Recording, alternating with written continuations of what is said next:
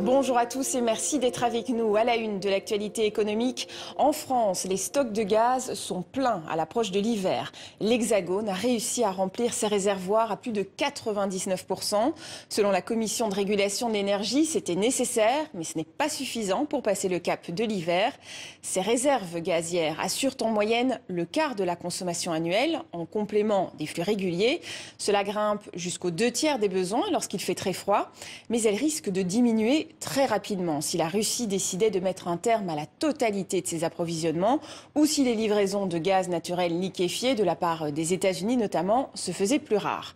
La Commission de régulation appelle donc quand même à un effort collectif massif pour réduire notre consommation d'énergie. Dans le reste de l'actualité, l'OPEP, les pays exportateurs de pétrole et leurs alliés, dont la Russie, décident d'une importante baisse de la production d'or noir de 2 millions de barils par jour, selon un membre de la délégation iranienne. Ils sont réunis en ce moment à Vienne, la première réunion depuis mars 2020 qui n'est pas en visioconférence. Leur objectif est de faire remonter les cours en recul depuis l'été.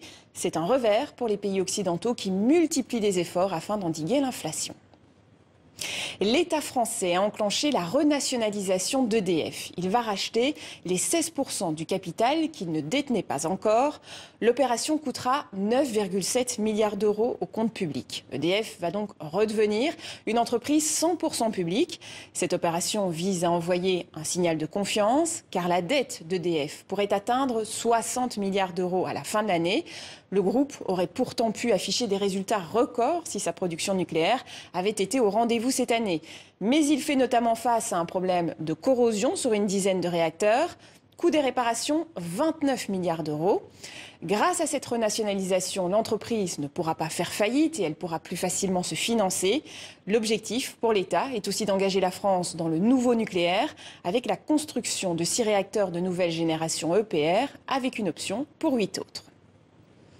Nouveau rebondissement dans l'affaire du rachat de Twitter par Elon Musk. Le patron de Tesla accepte finalement de racheter la plateforme au prix convenu en avril. Un revirement qui intervient 2 semaines avant l'ouverture du procès sur cette acquisition. Pour rappel, au printemps, le milliardaire avait proposé d'acquérir le réseau social pour 44 milliards de dollars, une offre qui avait été acceptée, mais Elon Musk s'était finalement rétracté en juillet. Twitter avait alors lancé des poursuites pour le forcer à honorer son engagement. Et selon les spécialistes, Elon Musk risquait de perdre ce procès. Écoutez. Je pense qu'avec la bataille judiciaire qui s'annonçait, Elon Musk s'est rendu compte de ce qu'il attendait. Il allait être contraint d'acquérir Twitter d'une manière ou d'une autre. Ce revirement lui a épargné un œil au beurre noir et une longue bataille judiciaire qui devait commencer le 17 octobre. Et ce mardi, le réseau social a confirmé dans un bref communiqué avoir l'intention de conclure cette transaction.